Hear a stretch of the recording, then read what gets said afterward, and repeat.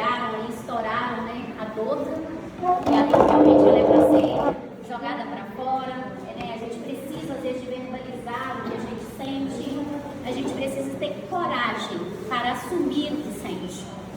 E depois nós fizemos essa dinâmica aqui, que ela é muito legal, porque é gostoso você soprar algo positivo na sua vida, né? Quando as meninas começaram a falar coragem, determinação, é tão gostoso você dar esse sopro, né? Tem gente que pegou tanta velocidade que quase com um já o balão quase estourou, né? Então isso é bom, por quê? Às vezes a gente tem costume de falar palavras negativas e quando vai escrever algo positivo é difícil. Então como é bom a gente encorajar umas às outras, né? E o tema que as meninas escolheram, né, é mulheres improváveis.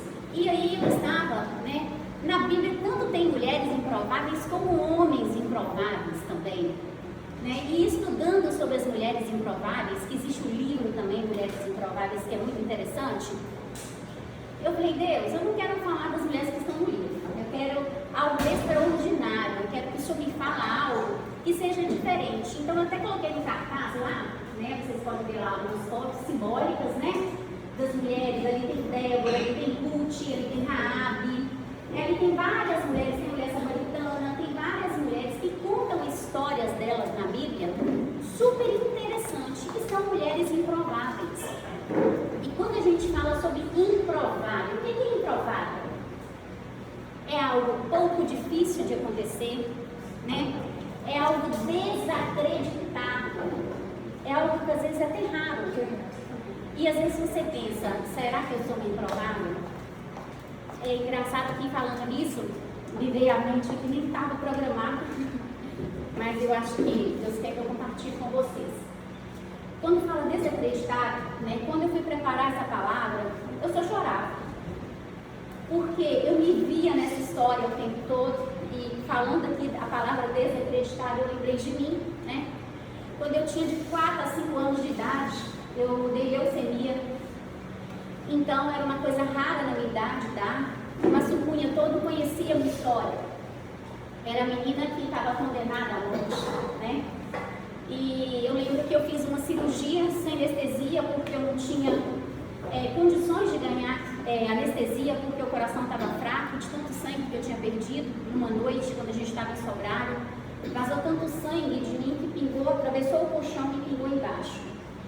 E o médico falou com os meus pais assim, olha, se ela continuar assim, tem que trazer ao hospital. Na madrugada lá em Patinga, era um bairro novo, meu pai levantou à noite, eu estava sangrando, e ele começou a orar, pedindo socorro dos céus. Meu pai não tinha carro, e a rua não era asfaltada, e meu pai falou, Senhor, nós precisamos do socorro dos céus aqui. Minha filha está passando mal. 3 horas da manhã, a polícia chega e fala, está acontecendo alguma coisa aí? O senhor quer ajuda?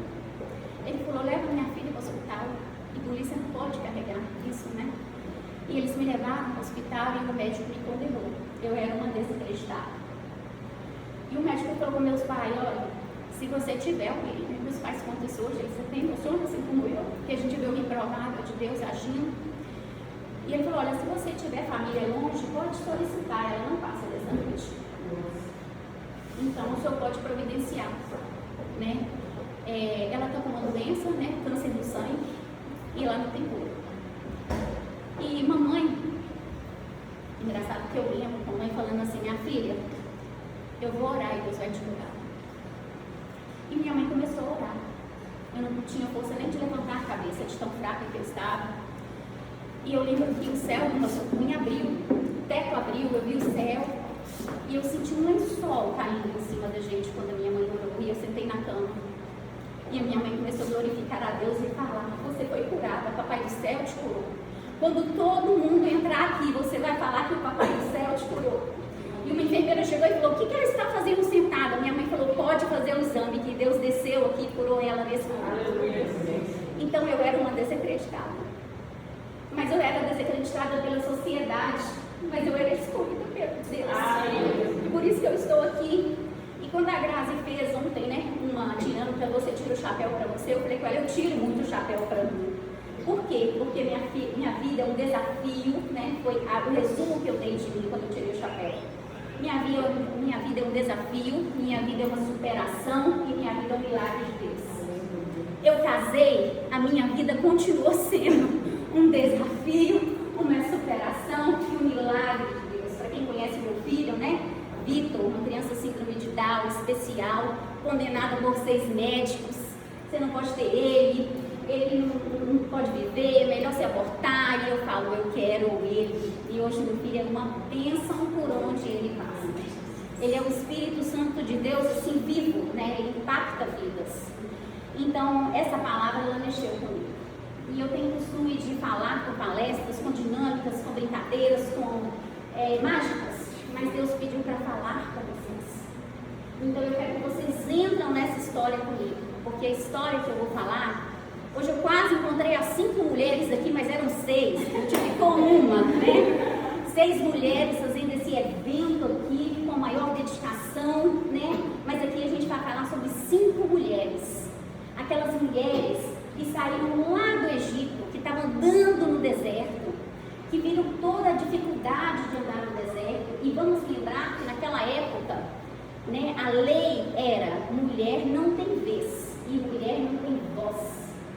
Já pensou que difícil? Elas eram praticamente reprodutoras, né? E eram mais ainda enfatizadas quando tinha homens.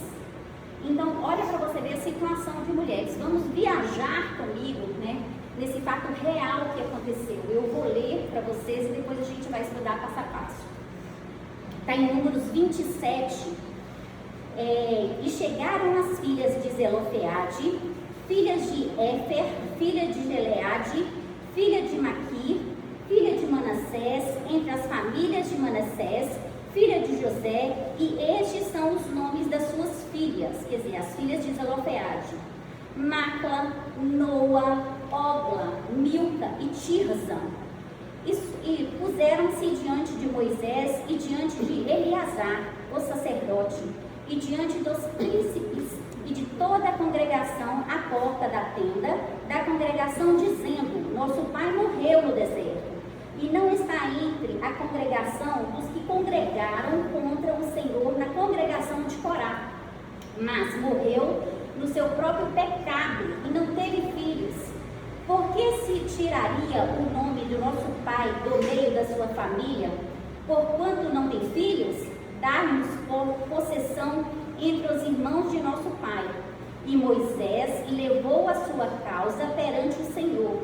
E falou o Senhor a Moisés, dizendo: olha o que o Senhor fala: as filhas de Zelofeade falam retamente, certamente lhes dará possessão de herança entre os irmãos de seu pai, e a herança de seu pai fará passar a elas. E fará os filhos de Israel, dizendo: quando alguém morrer e não tiver filhos, então farei passar a sua herança à sua família. E isso se tornou estatuto de direito, como o Senhor ordenou a Moisés. Então aqui o que a gente observa? Né? A gente observa essa história dessas 5 irmãs.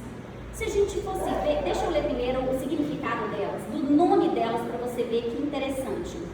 Macla significa confiança, superação. Ogla, não tem o pé que amarra, agilidade. Noa, não se detém, determinada. Milca, autoridade. Tirza, deleita nos prazeres de Deus. Então, quando a gente vê essa situação aqui, essas 5 irmãs, elas estavam com cobrimão. Elas estavam vivendo um cobrimão ali naquele momento. Por quê? Porque elas estavam vivendo luto, elas tinham perdido o pai, né? Elas eram mulheres, estavam chegando perto da terra prometida para dividir as heranças ali. Elas tinham uma herança em vista, elas estavam desamparadas. De repente ela perde o pai no meio do caminho ali no deserto e elas se encontram desamparadas. Então, para a sociedade, quem essas mulheres eram? Primeiro ponto negativo: mulher. Segundo ponto: sem herança, sem direção, sem pai, sem direito. Então, olha que problemão que elas estavam. Elas poderiam murmurar, elas poderiam entrar em depressão, concordam? De ficar, poxa, sacanagem, eu dei esse tantão de bolo que é da minha terra, o pai morre. Nossa, mas é sem sorte, né? Eu ouço muito isso em consultório. Tudo de ruim acontece comigo, eu não tenho sorte. É com todo mundo usa essa frase, né? Não, isso acontece comigo, minha vida é difícil demais, você não sabe, você não está entendendo, né? Então elas poderiam começar a murmurar, elas poderiam se vitimizar. Nossa, agora ninguém por nós, deixa eu contar minha história para você, porque eu perdi meu pai, para ver se alguém tem dó de mim, para ver se alguém me acolhe, para ver se eu sou a coitadinha. Elas poderiam fazer isso.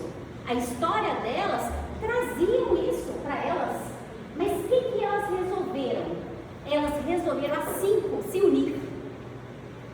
Elas foram corajosas para posicionar diante de uma lei.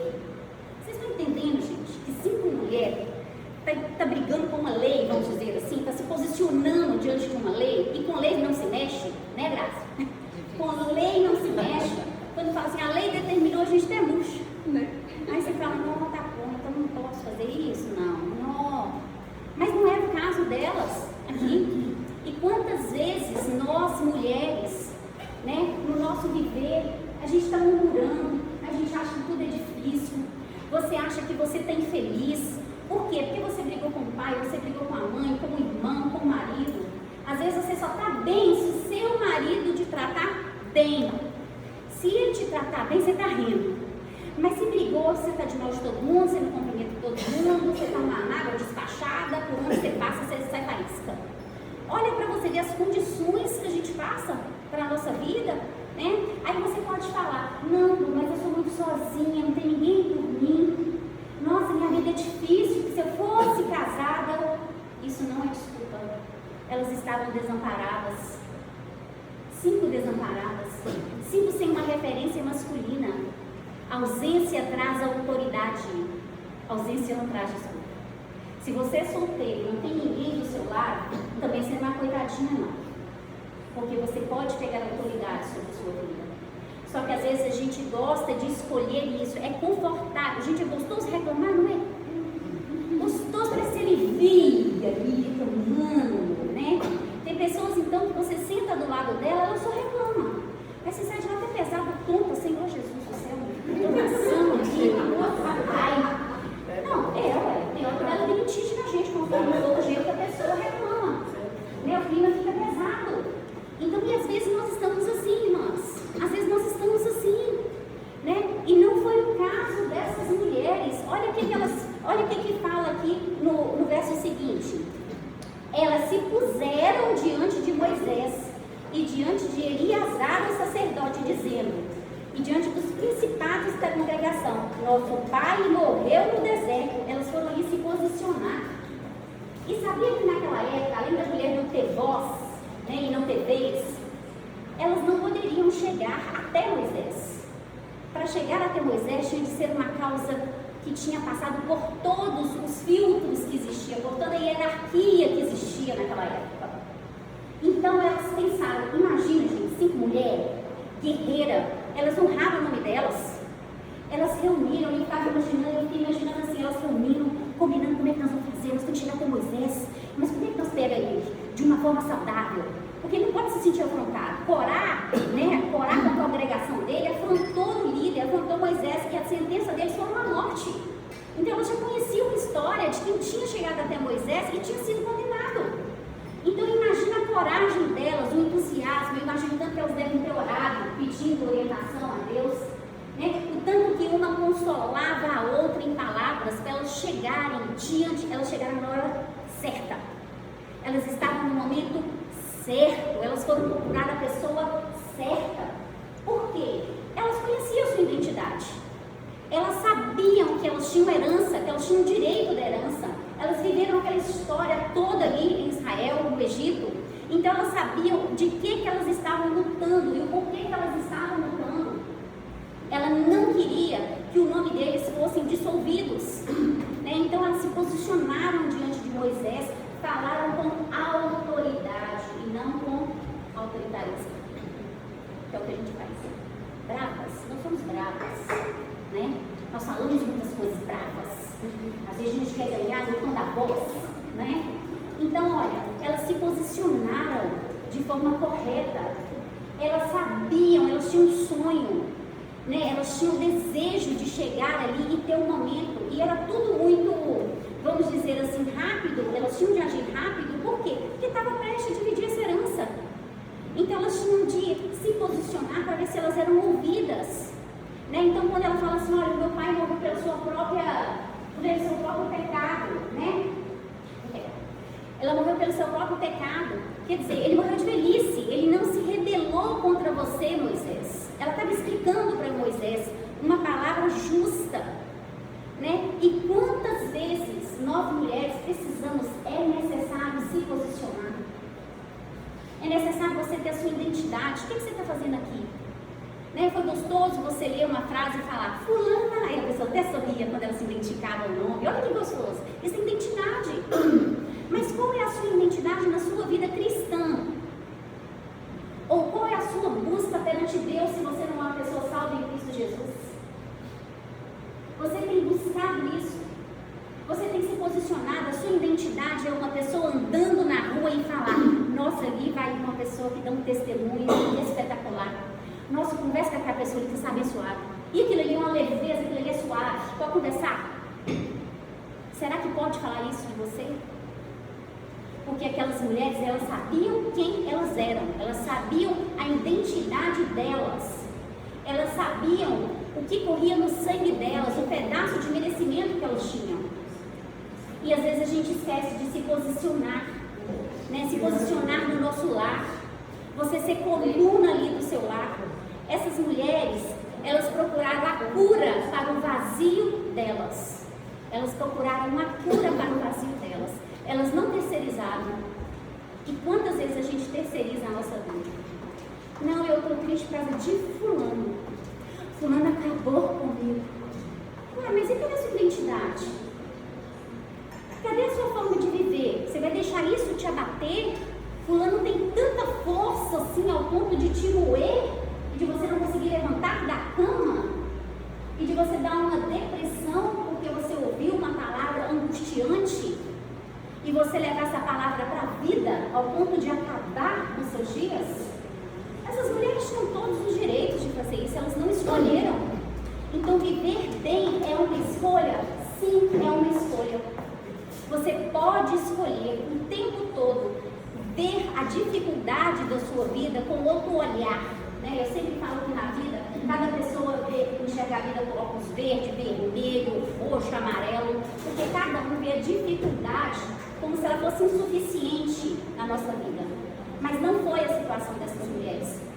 Quando fala aqui embaixo, olha, e Moisés levou, né, elas chegaram em pedido, e Moisés levou a sua causa perante o Senhor.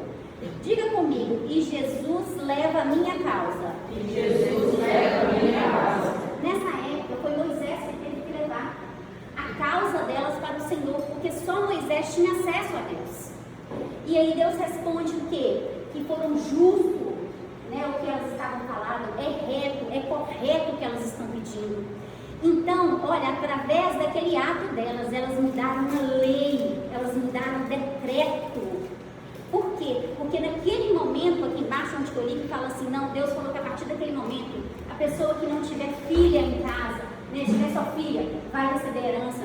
Se for viúva, vai receber herança. Então a bênção não foi só delas, foi das outras pessoas também. E hoje nós não pedimos, nós não precisamos de intercessor, nós podemos ir direto aos céus. Então o que você está esperando? Porque quem tem o Espírito Santo de Deus sabe para quem pedir. E você pode pedir direto a Deus. Você não precisa pedir para ninguém.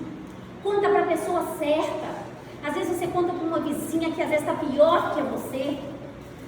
Às vezes você conta para uma pessoa que ela quer te levar para o buraco e você fala, é tão minha amiga. Oh, Jesus, abre os olhos. É triste isso. É muito triste quando a gente se depara diante disso. Por quê? Nós vivemos, gente, num mundo espiritual. Se você entender que a sua passagem aqui não é beleza, não é riqueza, não é o teu melhor carro, não é a tua melhor casa, que essa semana eu vou para Porto Seguro, não, estou indo para os Estados Unidos, Disney. Não, porque eu vou para o Chorinho de Baixo, não, eu estou indo para... Não, gente, não é sobre isso. A nossa vida é espiritual.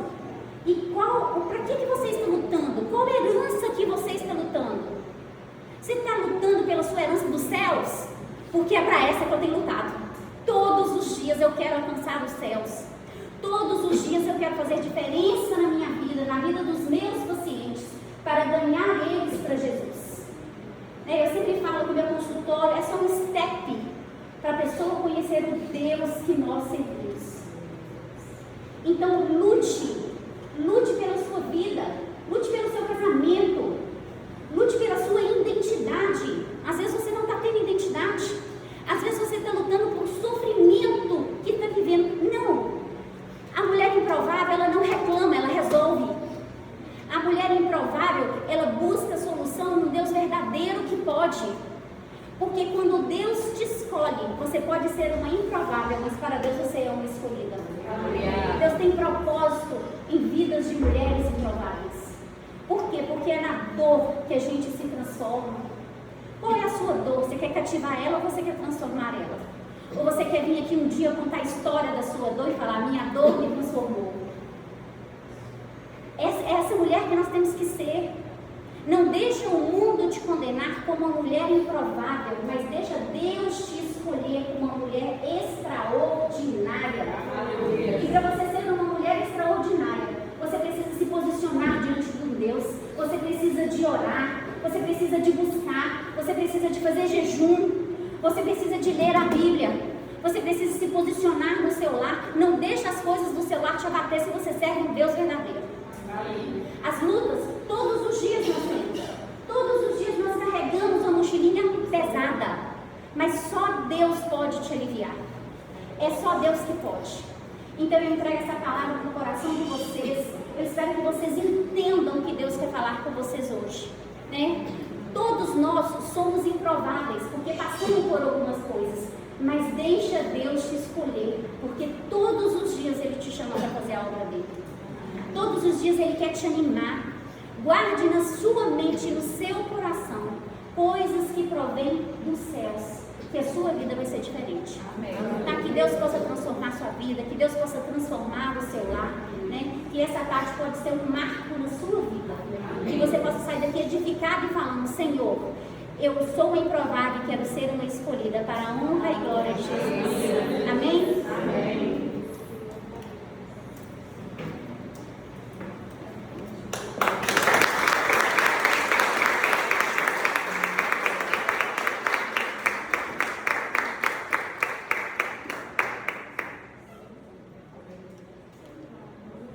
A palavra está com a irmã Elisângela.